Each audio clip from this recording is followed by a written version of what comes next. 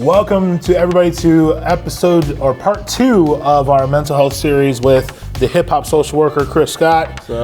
Today's topic, we're talking about mental health and specifically men's mental health, because I think that is, needs to have its own light, as much as women should have their own light. I think we're definitely going to be having a women's segment of this, but I think for men's, I wanted to bring the hip hop social worker himself, Chris Scott, in here talking about men's mental health. And I want to give people who haven't seen the first episode of with you a chance for you to introduce yourself again, tell people about you, and we'll get into the conversation a little bit. Right. So my name is Christopher Scott. Some might know me as a hip hop social worker, which I started a podcast 2018. I don't do it as much anymore. Kind of got burnt out on it. But yeah, we definitely had conversations about mental health. There's a few of my favorite episodes that I've done where I talk to a few of my friends and we talk about just being men. Saying things like "I love you," or talk about like our sexual history. Talk about just kind of, everyday feelings, talking about being married, stuff like that. Stuff that we really kind of embellish, as far as like men, when men kind of, gather, we like to kind of, everything is cool, everything is up, Oh yeah, man, life is lovely right now, Tell that story. Right, but sometimes it's like, everything can't be up, No. That's just the math of life, Like, you're going to have some down moments, So I feel like, part of my journey, like my private practice that, that I could do better at, managing, I see all black men, whether they be older. My youngest I would see is, I have kids in elementary school, but I prefer to see older. Yeah. Just because, we can have that, talk, like there. So I'm from Portland, Oregon. I'm just here to kind of spread the good word. That's my journey in social work, is to spread the good word. Yeah, the word is therapy. Right. The word for the day. The word for the day is therapy. So let's kind of get started. I think, to you, why is men's mental health super important? And really kind of focusing on like, why do you feel it's important for men like to get therapy and everything like that? Right. So I'm just going to, keep it personal. Yes, love it. I feel like when I was in high school, middle school for real, I had a lot of stuff going on in my early life that wasn't addressed, right? Kind of just get over it, right? Now, some people thrive, like they have the tools to thrive and they don't really need, much of a push, But me, I felt like myself, I was very quiet. I didn't want to be seen. Yeah. I didn't want to be seen. And I felt like that had residual effects because, I kind of had to go like the long way in life to get to where I wanted to go, right? Yeah. Instead of like, being a person who was fearless, you know what I'm saying? Like I feel like that part of mental health, when you know yourself, when you know kind of just, just how things work and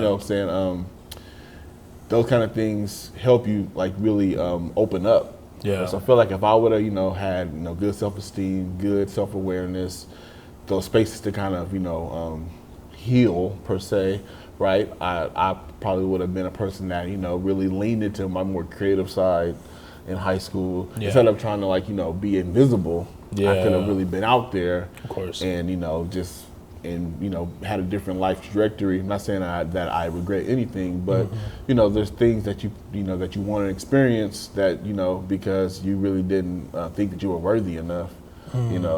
You don't. So I feel like that really to me is an important part of the mental health because my mental health was bad. I was sad. I was I was really isolated. Once I found out about kind of smoking weed or drinking, I was like, oh man, this is cool because now I can be myself, right? Yeah. But if I could have been myself without that, the liquid courage, right? I could have really probably did things a little easier, because I had all the the tools and things like that, but kind of being a young black person, my dad from the old school kind of just walk it off attitude, so don't let you see me sweat, You know what I'm saying? So that kind of attitude, right? Yeah. So, I feel like it's important because the earlier we create that space, the earlier we can really unlock our potential. Perfect. Yeah, and I think, especially a really good example is like for me, fortunately and unfortunately, I was diagnosed with seasonal depression when I moved here when I was 12 years old. And it's new because you're coming from Hawaii, which it was sunny, tropical weather, family everywhere and like that, and coming to a place where it's dreary 8 months out of the year. And I knew nobody. The entire culture shock was totally different. And then you're just like, you don't know how to fix things. So luckily therapy was an option for me when I was a kid, but it's also one of those things that like, it always made me feel different. It always made me feel like I was less than because I had to go to therapy. No other kid was going to therapy back in the day that I knew of. No one would admit it, at least. And so I was like, I always felt like I was different. And when it comes to mental health, as a young adult, I found out about weed, I found out about alcohol, I found out about girls, and that was my coping mechanism. And it was creating a lot of unhealthy mental processes of like, oh, well, you're lonely, let's go find a woman, let's go drink and find a woman because you can be more confident as yourself because you've lost all inhibition. And it's really interesting that you said like you kind of like felt like you're able to be yourself, and like for me, I thought it was like I got to be whoever I wanted. That part, yeah. Like I could be. I mean, I could be, charming. I can be, seductive. I can be aggressive, and there's no inhibition. There's none of that. Like, hey, be careful, or hey, watch out. How you're doing? It's like no, I'm gonna do whatever I want.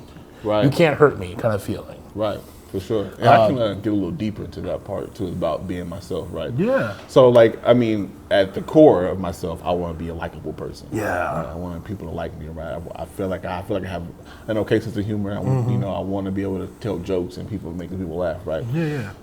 Now, I'm also a shy person, right? So, when I started drinking and I started to be a fucking, excuse my language, a goofball. Yeah. You know what I'm saying? And I could do that with, just kind of, without ease. Yeah. Or with ease, you know what I'm saying? Right. Yeah. That's what I mean by like I was able to be myself because I was able to be somebody that I desired to be. But at the same point, because I want to because Chris for real can't do that, you know what I'm saying? I mean, I can do it now because I'm an adult that went through a journey. But back then, without that alcohol or whatever, it wasn't happening at the level that I really wanted it to be. So for sure. Exactly. No, that's great.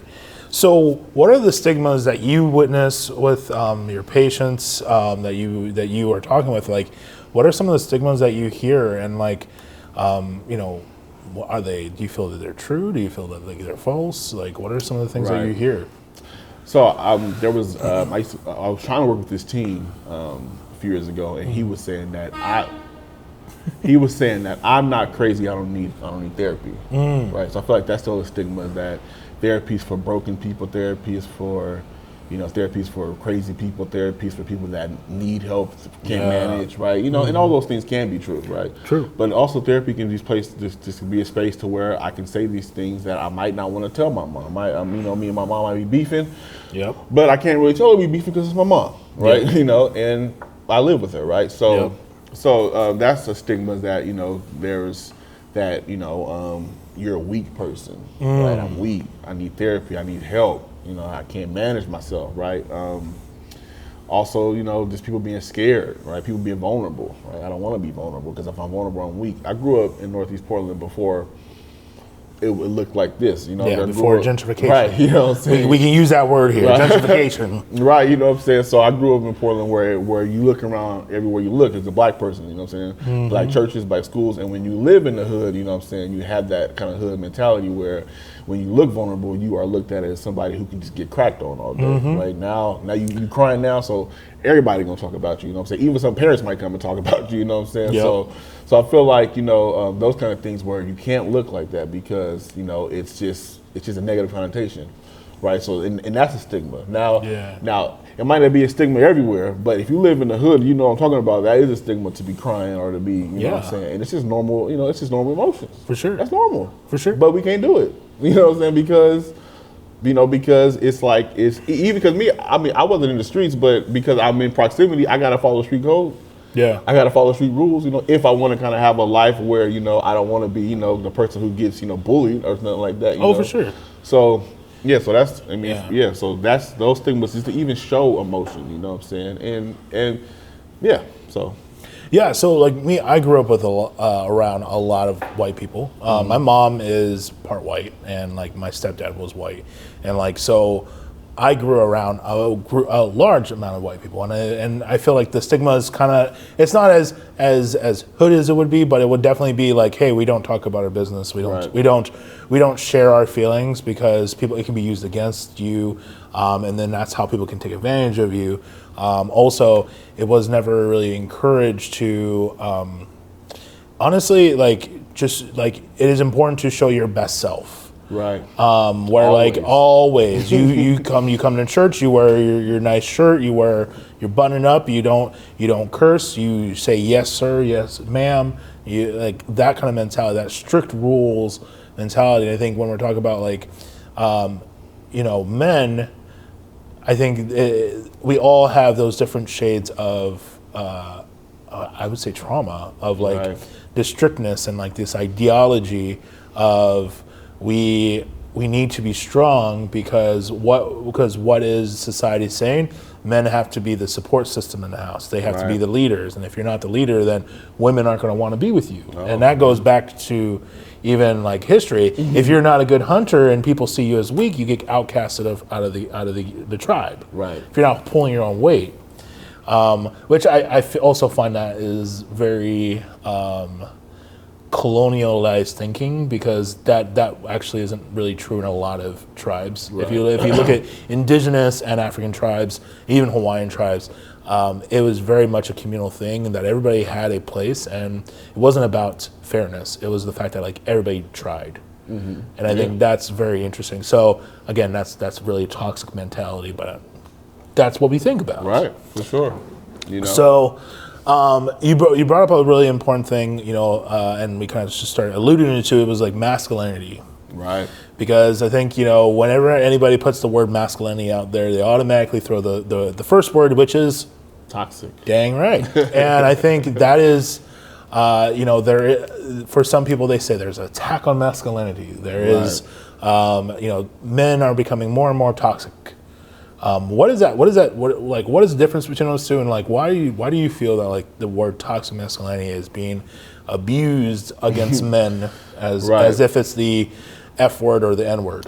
For sure. So I feel like it's only toxic when it's like used as like when it's used as like a grail, you know what I'm saying? When it's used like this is the standard and we can't deviate from the standard. We can't do this, and this, and this. So that's when like it's toxic, right? Because at least in my eyes, right? Because I mean there are some norms that come with kind of the old school thought of masculinity that does need to kind of go away.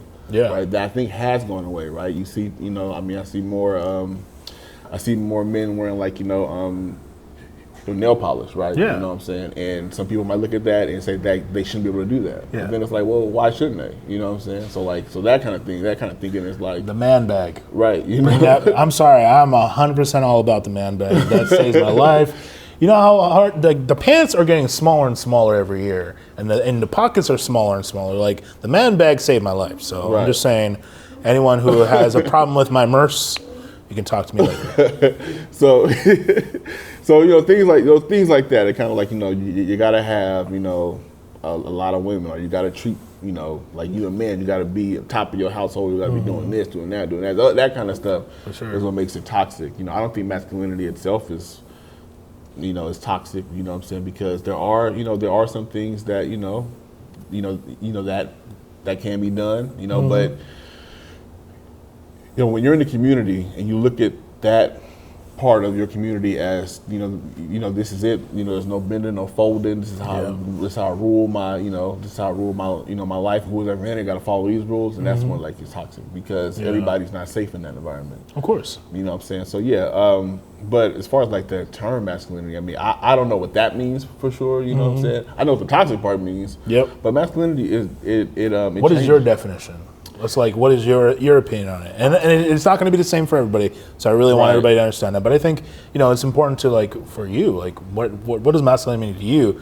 And I can maybe tell you what my thoughts on masculinity is. Right. For me, I mean, I feel like I do follow like a lot of, the old school thinking, like, get up, handle your stuff, but also, I feel like it's okay to kind of have a space to where you can be a little vulnerable, you know what I'm saying? But like I said, I do still think that, as a man, you should handle, whatever business you have in front of you. Yeah. Right, you should be able to pay your bills. You should be able to take care of your kids. You should be able to, go to work. You should be able to, whatever kind of things you got going on, you know what I'm saying? Any kind of distractions, you should not be succumbed by your distractions. You should be able to knock distractions out. And you know what I'm saying, if you got to buckle down and do something for 3 months to for the betterment of yourself, you should be able to do that, right? You know what I'm saying? You shouldn't be using excuses. You should be, but that doesn't mean that you can't be vulnerable. You can't ask for help. You can't, slip off, and kind of, have struggles, right? But you should be able to be a person that is trustworthy. If I tell you to show up at 9, you got to show up at 9, and if you can't, call me. Yeah. So let's figure it out. So that's what I think masculinity is. I mean, but see, with Dale, now that could be toxic because who said women can't do that? You know what I'm saying? Oh yeah. So to me, like that's just kind of I feel like So I mean, it's a tough question, but that's how I see it. You know what I'm saying? Yeah. No. I mean, for me, I think when it comes to kind of like what you said, it is some of it is old school. I think discipline is one of the biggest things when it comes to being a man, and not even just being a man, but I think like especially understanding like you have to be disciplined because of especially if you believe in your own way that you want to be a leader in your house. Right. If you want to you have to also understand like you have to be responsible with like the impression, and I think it's not fair because this ideology that we have to brunt all of the weight of the world, especially as a black man. Now we also are adding the idea of like being hurt.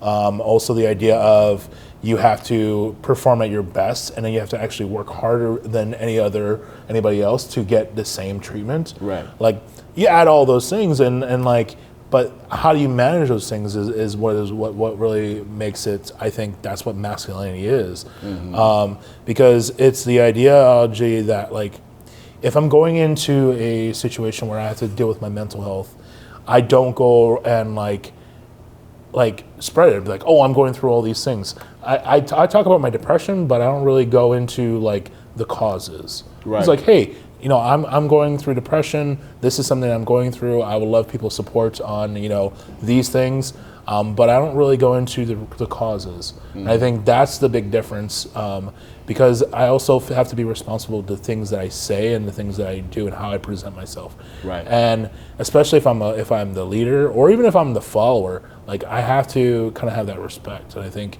it's also just like, I think a part of masculinity is just also understand that we're human. For sure. And that grace, that we're fallible and that we can fail. And I think that I'm cool with that. Right. But in the same sense, and people are gonna be like, I want to be, and I think when it comes to my masculinity, I want to be not necessarily the breadwinner, but I want to be the leader in my house.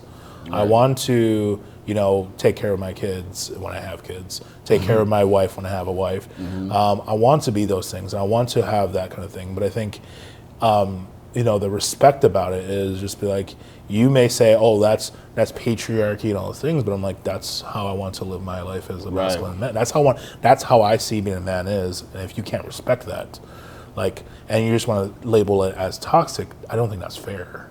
Just as much as we would say, oh, that's not feminine.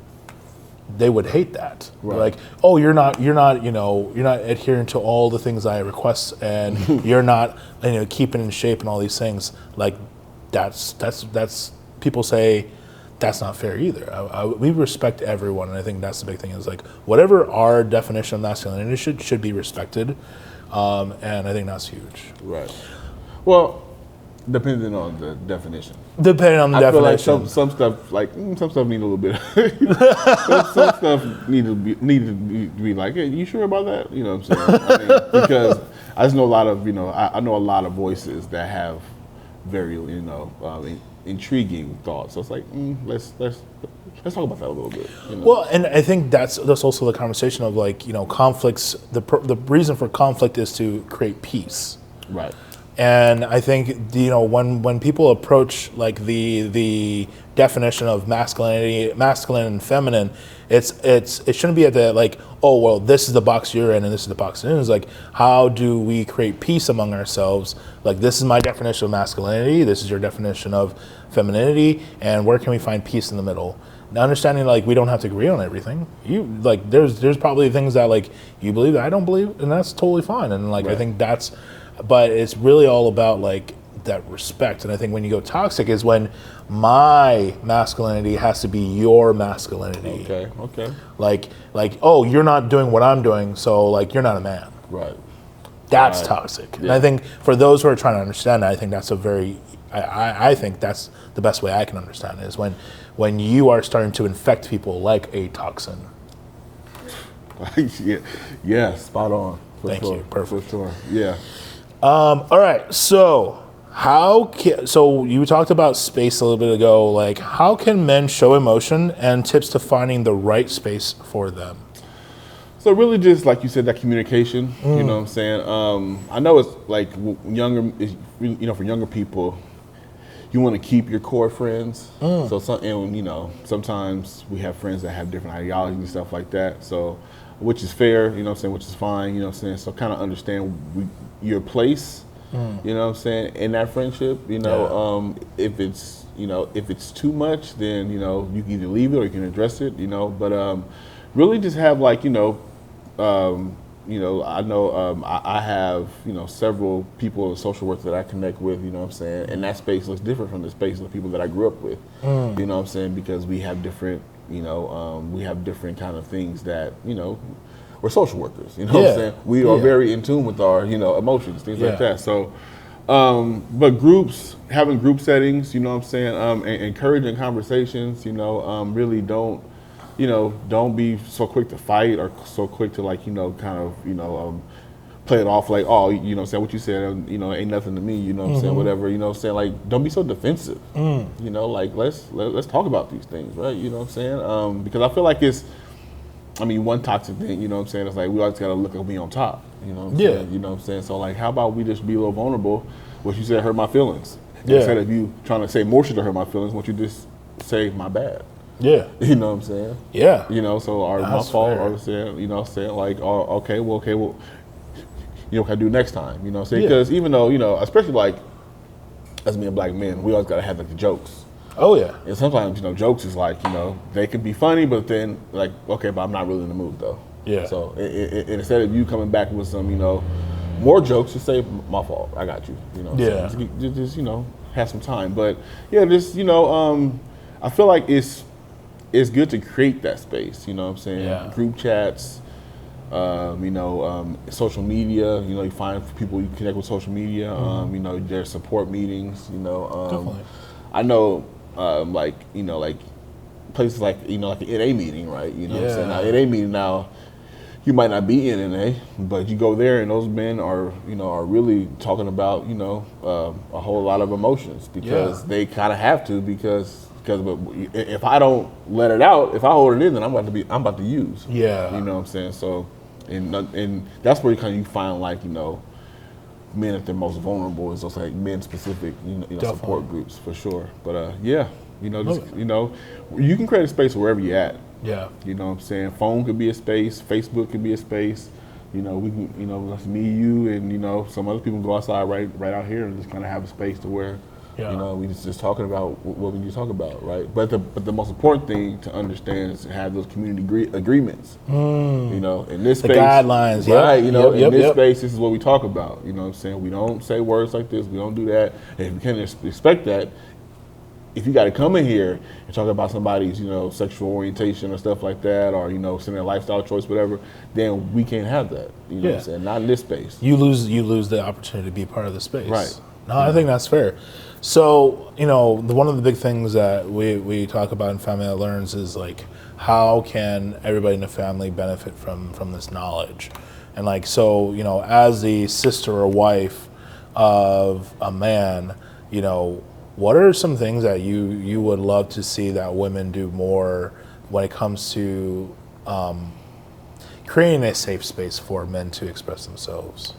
You know, that's an interesting question. I feel like just being a better partner in general. You know what I'm saying? Just like, I mean, if you're a person that, you know, kind of, if you're aware, if you have self-awareness, then you can help others. Yeah. Right. You know what I'm saying? So like, I feel like, you know, if you're a person, you know what I'm saying, a woman or whatever, you know what I'm saying, that, you know, that lacks self-awareness, then it's hard for you to help others, right? Yeah. You know, but if you know what you need and know what you can give and all this stuff, then Yeah. you can create that space for whoever you need to provide that space for.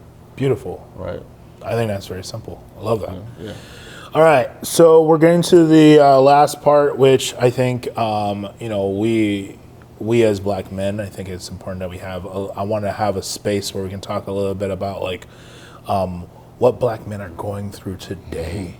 Because I think there are tons of people who are watching this that, doesn't understand black culture or understand what black men today are going through.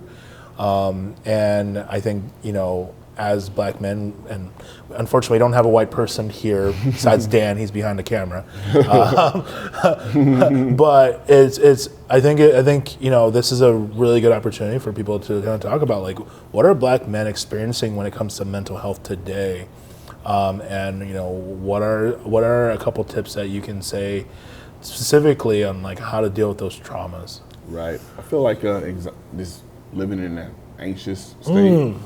Thank you. You know what I'm saying? You don't know where it's coming from, right? So like for me, I don't really play about racism because to me, like, racism is violence. Yeah. No matter how you break it down, racism is violence. You could be joking, you could be, you know, just kind of walking by someone, but if you have that kind of hate towards someone, it's violent. Yeah. You know what I'm saying? Because, like, you know, there's things, you know, if me and you in a store, you know, and you don't like black people for whatever reason, you're a racist, you know, and I say something wrong to you, and then you have the perceived notion that all black people are stronger, and so if you have a conflict, I got to kill this person because he's naturally strong, you know, like a racist thought. Yeah. That's violent. Yeah. You know what I'm saying? So, like, I don't really play around with, you know what I'm saying, people who have those kind of thoughts. I don't care if it's at a small scale or a large scale. You show me that you got some little bit of racism, you know, a little racism in you, we can't really, me and my family can't afford that. You know what I'm saying? But just like, you know, living in a constant state of, like, you know what I'm saying, just, you know, is it coming from here, is it coming from there, is it this, is it that, you know what I'm saying, you know, like, even like something like getting a job, oh man, if I was white would I got this job, or if a cop pull you over, oh man, is he gonna think, you know what I'm saying, like will he believe when I, you know what I'm saying, like, will he believe that I'm telling him the truth, or will he press me until I, until I crack, or until I, you know, just kind of say what he wants to hear. You know what I'm saying? So, so it's a constant state of, you know what I'm saying, not really being sure of what's going on. You know what I'm saying? Like, I feel like that's always the case. Never really having a safe space. I mean, I was at work one day, and there was some shit that went down, and I was like, man, this would be funny to kind of, you know, debrief with somebody who was black here, but you know what I'm saying, I don't have that space. You know what I'm saying? So, like, this, you know, like, especially living in Portland, you know what I'm saying, you know, growing up, I was fortunate enough to have those spaces. Yeah. You know what I'm saying? Like, so, I just feel like he's always kind of is out, you know, trying to. Let's give a pause real quick. Sorry.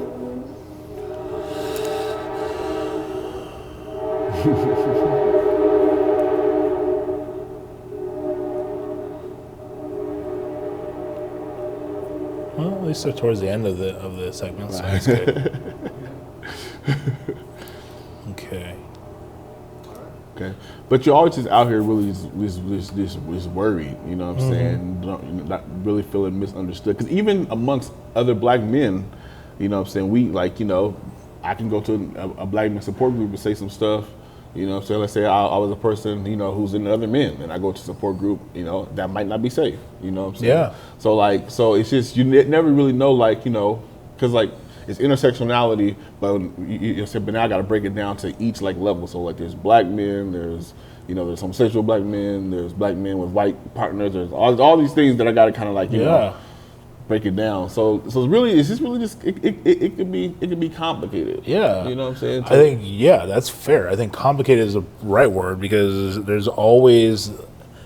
I think the big thing is like the fact that we have to plan out our lives. And that anxious of like not just plan out our lives, but plan out what could go bad. Always. I mean, when I travel, I look for the town. Like, okay, so if, say I'm going to Atlanta. Okay, well, where are the racist parts in Georgia? You know what I'm saying? Or I go to Texas. You know what I'm saying? Okay, so which part should I avoid? You know what I'm saying? Yeah. But then also like, okay, so where's the hood parts? You know, so it's like, you know what I'm saying? So it's like both. You know what I'm saying? I'm just trying to be safe. I'm trying to. You know, so which safety is a bigger concern. I'd rather go to the hood part than the racist part any day of the week. You know what I'm saying? But yeah, it's just it's just constant planning. You know what I'm saying? How do I make it through this day? You know what I'm saying? Kind of always looking over your shoulder, seeing what's going on. Definitely. You know, not really being sure what's coming at you. You know what I'm saying? Really can't afford to be aloof. You know what I'm saying? I can't afford to be, you know what I'm saying, to be mindful or, mindlessness, like it's... Can't be as carefree as you right, want to be. Like I gotta kind of always be on point, Definitely. So how do you manage that? Really talking to my friends about things, talking to my friends. I got a few friends that I talk to about different things. Some of my friends, feed my, my creativity. Some of my friends feed my professionalism. Some of my friends do all of it. Some of my friends I tell jokes to. Some of my friends, help me with my emotions. You know what I'm saying? Because everybody can't do everything, right? I have friends that I know that I can't, go and say certain things to. You know what I'm saying? Because maybe they're not equipped for it. You know what I'm saying? And so I don't assume that everyone is a social worker. You know what I'm saying? Yeah. So I got friends that don't know, have the clue what therapy is, right? Yeah. So it would be unfair for me to try to get some kind of stuff out of them, right? Yes. And and expect them to really care about that world. So. Exactly. So yeah, you just got to kind of have that group. I do things that I enjoy. I started a food vlog, something to kind of build, like my camera skills, things like that. You want to tell people about your food blog? Oh yeah, so me and my buddy McCurtis, we go out and just kind of we go and eat at different restaurants in Portland. What's it called? The Sweet Side of Portland. You know what I'm saying? So. Yeah, we just kind of go, and it was an idea that I had during the pandemic. You know what I'm saying? I just got into photography and things like that, and so I was like, it'd be cool to kind of test my skills to get a camera and see if I could edit these things and stuff like that. So we started it. I'm a big fan. I'm following him on TikTok. Yeah. So yeah, and it's been about a year since we started it. So, and that's just kind of something that I do for fun. You know what I'm saying? I do a lot of things for fun. I'm excellent at boundaries. You know what I'm saying? I'm excellent at telling someone, nah, I can't do that, or I need a break, or I feel like the pandemic helped me in that realm because I was able to kind of be like, nah, I can't hang out today because it's pandemic outside and people get sick. So, but now I just do it, very self-aware when I'm overstimulated, and I can't really hang out with a lot of people. I have good boundaries. I have good coping skills. I'm not afraid to, say, hey, this is too much. You know what I'm saying? 75% of the time. 75%. I got you. There are times where I do try to put on the man face and, tough it out, right? You know what I'm saying? But I'm pretty good at, saying what I need. So that's how I work with that. As far as the kind of anxiety, there are times where my mind wanders and I think about, well, will this happen? Will this happen? Will that happen? Will that happens, right? There was something that was happening the other day, and I was like thinking, like, man, you know, what if a cop did pull me over and just really want to start shit? You know what I'm saying? Or like, you know, didn't believe that you know, you know, so like, you know, I said, hey, I'm going to work, or I live around here, you know what I'm saying? Or things like, you know, I was taking a walk in my neighborhood the other day, and I was like, man, somebody could just come and run me off the road, and there's a ditch right here, and I could just get dumped in the ditch. Yeah. Now, why would someone think that? You know what I'm saying? But history shows us that, you know, black people get fucked with like that, you know what I'm saying? Excuse my language. But you know, so things like that really, but I just say, you know, because you're tripping right now. Yeah. You know, you need to relax a little bit, so. No, I think that's important. I think that's important. All right, so guys, thank you guys so much for watching this episode. Chris, I think this has been very enlightening, especially for me, and I really appreciate this conversation because I think when it comes to men's mental health and black men's mental health, it is crucial that we get some of those misconceptions out and also create some questions, which if you guys have more questions about masculinity or some things that you guys want to learn more about, or if you want, you know, Chris come back and talk more about certain topics, please let us know in the comments down below. And again, thank you so much for coming out here. One more time, I want to tell everybody how they can get a hold of you if they want to ask more questions, because I know you have some spots open for therapy. Let people know who. Yes, hiphopsocialworker.com. That's a hub for everything I'm doing. Yeah, I have my Instagram. I have my Instagram up there. You can inquire about therapy if you want to do that. You can email me at hiphopsocialworker@gmail.com. And yeah, just sweet. I'm out here. He's out there. And also go to his TikTok, Sweet Side of PDX. Yes. Love that. All right, guys. Thank you guys so much. Make sure you guys like, share, comment down below. And of course, subscribe to Feed the Mass. Make sure you hit that notification icon so we know that you are getting the latest content from Family That Learns the Information.